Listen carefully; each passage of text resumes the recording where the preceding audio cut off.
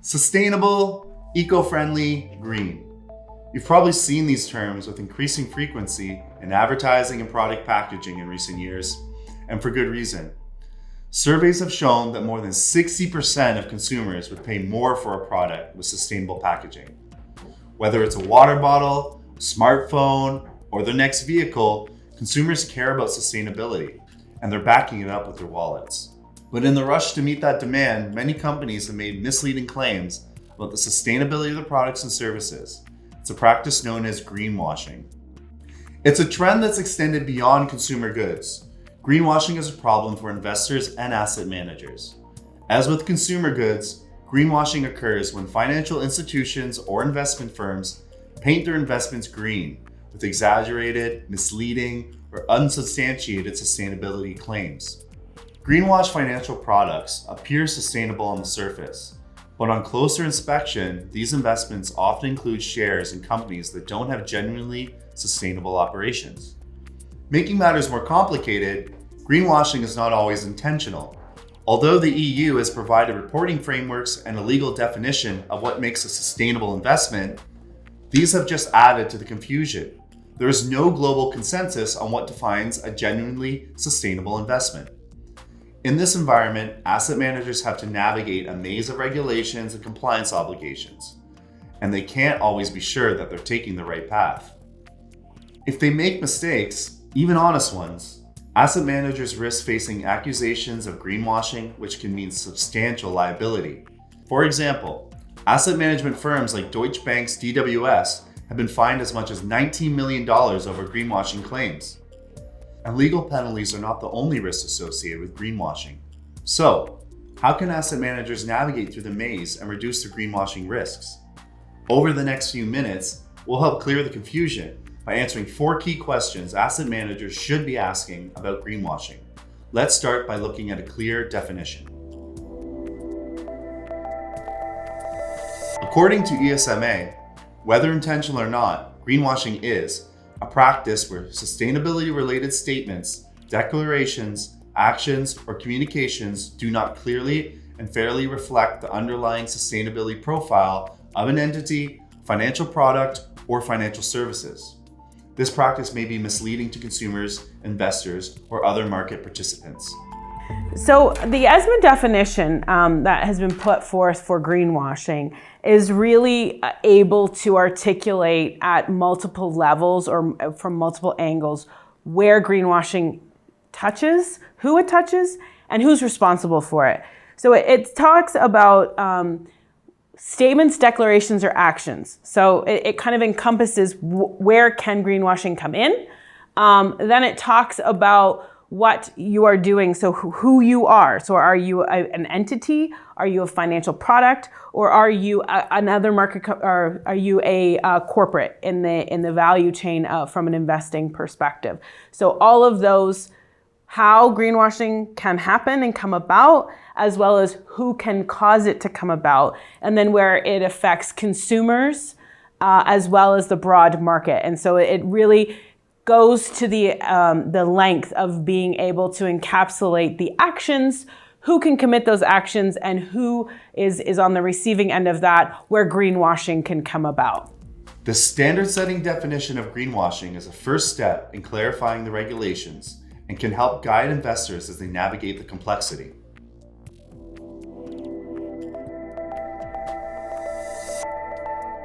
In short, regulations mean reporting and disclosure. The EU has the most advanced regulatory framework. So, when we talk about greenwashing, we are mainly referring to 4 core regulations and frameworks out of the EU. The Sustainable Finance Disclosure Regulation, or SFDR, the EU Taxonomy Regulation, the Corporate Sustainability Reporting Directive, or CSRD, and the Task Force on Climate-Related Financial Disclosures, or TCFD. Those are 4 frameworks that have been put out, and they would interplay specifically in the European market, but you will see TCFD come up in other parts of the world. So within that context, SFDR, or the Sustainable Finance Disclosure Regulation, is really focused on investment funds and ensuring that investment funds are created and executed or managed in a way that aligns to the various articles that have been set forth. And so within that, you'll see Article 6, Article 8, and Article 9. Article 6 being the broadest catchment of funds, and within that, there's just a requirement to consider sustainability within the investment decision-making process, but nothing too stringent. Once you get to Article 8 and Article 9, otherwise known as light green for Article 8 and dark green for Article 9, you see a lot more stringent requirements come into play when those funds are being developed and how they need to be executed on. When you think about EU taxonomy, I tend to think about it as that the big overarching initiative that's really looking to direct capital towards this more sustainable future. And so it really looks at being able to classify investments or corporations that are aligned to the EU taxonomy. So looking towards climate change mitigation, looking towards climate change adaptation, and the other four objectives of the EU taxonomy. And again, really looking to push fund flows towards a more green future.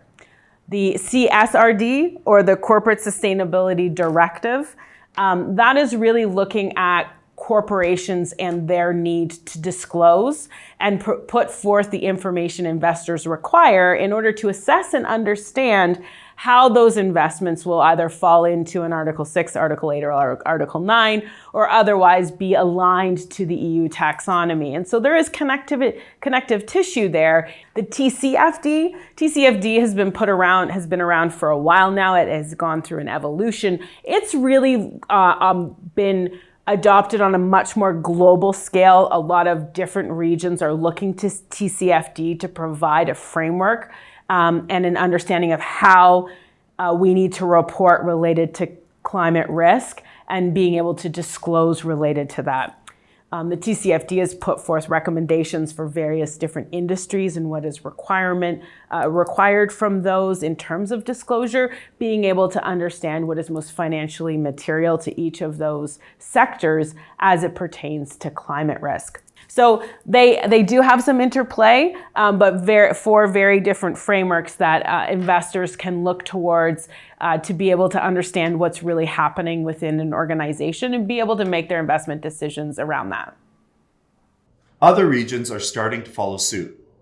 In the United States, the Securities and Exchange Commission has taken steps towards regulation of ESG-labeled investment products.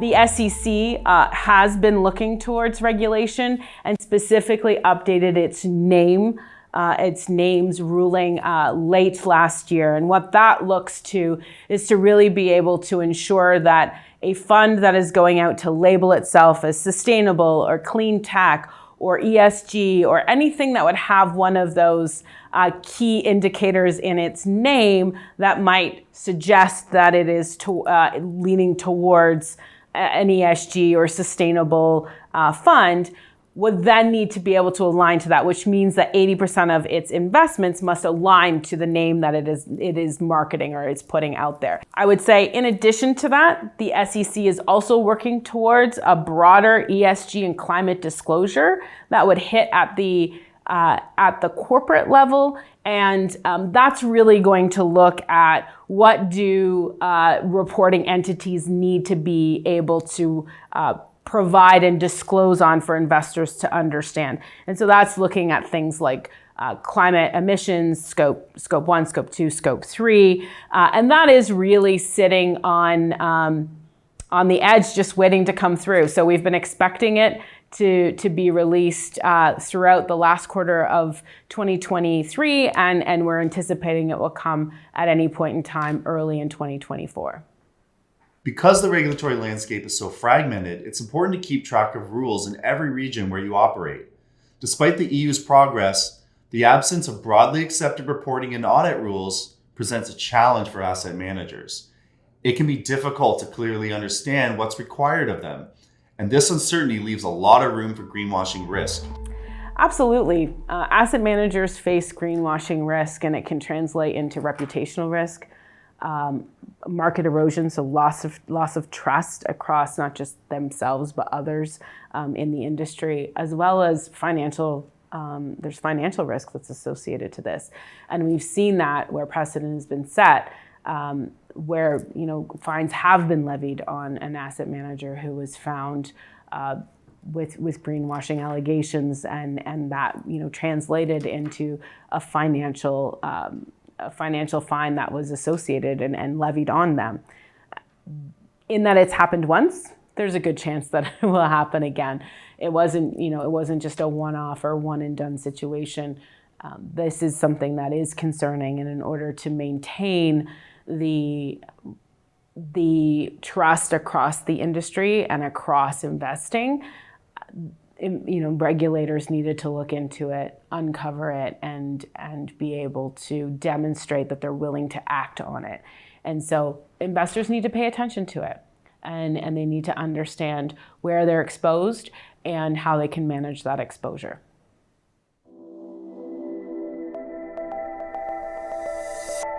When it comes to greenwashing risks for asset managers, we've already covered two of the big ones: ambiguous regulations and definitions, and we briefly mentioned financial liability and legal action. On top of these, there is the potential for reputational damage and market erosion. With all of these ambiguities and challenges hanging over firms, asset managers need to arm themselves with the right tools to reduce the risk of greenwashing accusations. Investors and asset managers can guard against greenwashing with three key tools: investor engagement or stewardship, credible data, and ESG ratings. These are all reliable practices that help mitigate your greenwashing risks by enhancing due diligence, helping verify sustainability claims, and making more informed investment decisions. Stewardship is one of the most important tools asset managers can use to shine a light on a company's ESG practices. When it comes down to it, the value that a robust stewardship approach or policy and implementation for an investor in terms of addressing greenwashing is that it's able to demonstrate responsible ownership. What does that mean?